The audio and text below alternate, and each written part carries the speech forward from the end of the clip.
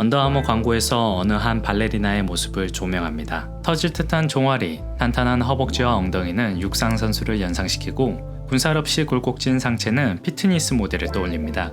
그녀의 탄력 넘치는 자태와 짙은 피부색은 우리가 흔히 접하는 가냘픈 순백의 발레리나와는 정반대의 이미지인데요. 발레 세계에서도 우리와 똑같이 생각했을 것입니다. 그래서 그녀의 건강미가 오히려 걸림돌이 됐던 거죠.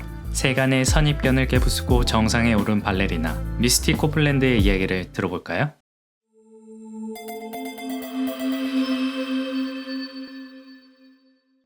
싱글맘과 5남매가 삶의 터전을 찾아 모텔을 전전하던 와중에 막내 미스티 코플랜드는 우연치 않게 방과 후 발레 클래스에 들어갑니다. 그녀가 13살이 되었을 때의 일인데요. 엘리트 발레리나는 이르면 만 4살부터 발레를 시작한다고 합니다. 그래서 코플랜드는 뒤처져도 한참을 뒤처진 것입니다. 하지만 그녀의 코치 브래들리의 생각은 달랐습니다. 브래들리는 코플랜드가 발레리나로서 이상적인 신체 비율과 타고난 유연성 그리고 종아리 근력까지 갖췄다며 그녀의 성공을 확신했습니다. 브래들리는 코플랜드가 온전히 발레에만 집중할 수 있도록 후견인을 자처하며 주중에는 자신의 집에서 지내게끔 했습니다. 브래들리의 아낌없는 지원에 코플랜드는 불과 3개월 만에 발끝으로 서는 동작인 푸앵트를 성공하고 1년 후에는 전미 발레 콩쿠르에서 우승합니다. 하지만 창창한 미래에 갑자기 먹구름이 들이오는데요. 그녀의 어머니는 딸을 브래들리에게 잃어버릴 수 있다는 걱정에 발레를 그만두고 집으로 돌아오라고 한 것입니다. 코플랜드는 브래들리를 떠나며 앞으로 영영 발레를 못할 것 같아 부모로부터 자립하겠다며 법정을 찾았고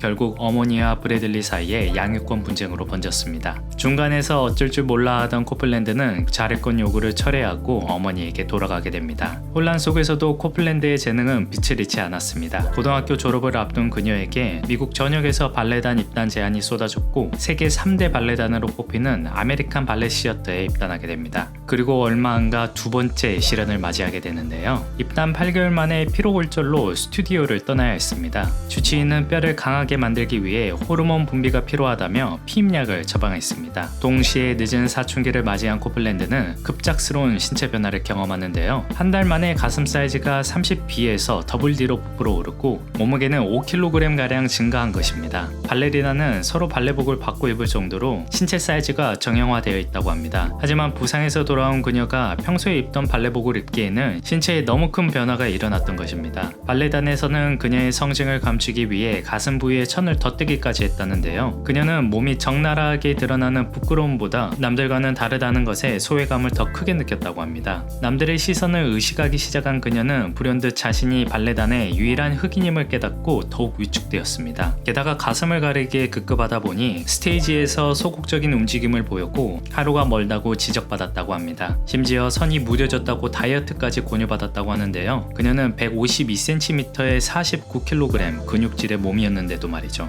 이처럼 어엿한 숙녀로 성장하는 자연스러운 과정은 결코 발레 세계에서는 환영받지 못했습니다. 발레리나의 슬림한 상체는 지속적인 상체 운동과 다이어트가 주된 이유라는데요. 그러다 보니 도드라진 가슴을 지닌 발레리나는 훈련을 게을리한다는 의심을 받는다고 합니다. 코플랜드는 그런 세간의 선입견을 어떻게 이겨냈을까요? 그녀는 한동안 발레 스튜디오 밖에 있는 사람들과 어울리면서 자신의 도드라진 굴곡이 걸림돌이 아니라 매력이라는 걸 깨닫게 되었다고 합니다. 자신의 다름을 인정하고 주어진 신체 조건에서 최고의 퍼포먼스를 발휘하기 위해 올바른 식습관과 연습에 집중했습니다. 덕분에 굴곡진 몸매에서 우아한 선을 찾아냈고 도드라진 근육으로는 안정적으로 안무를 소화할 수 있었습니다. 이런 코플랜드의 개성 넘치는 모습은 가수 프린스와의 인연으로도 이어졌는데요. 그녀는 공연 스테이지에서 자태를 뽐내며 발레의 대중화에 앞장서기도 했습니다. 2007년 26살에 솔로 무용수로 발탁되고 2015년에는 발레단 최고의 위치인 수석 무용수에 오르며 아메리칸 발레 시어터 75년 역사상 최초의 흑인 수석 무용수가 되었습니다.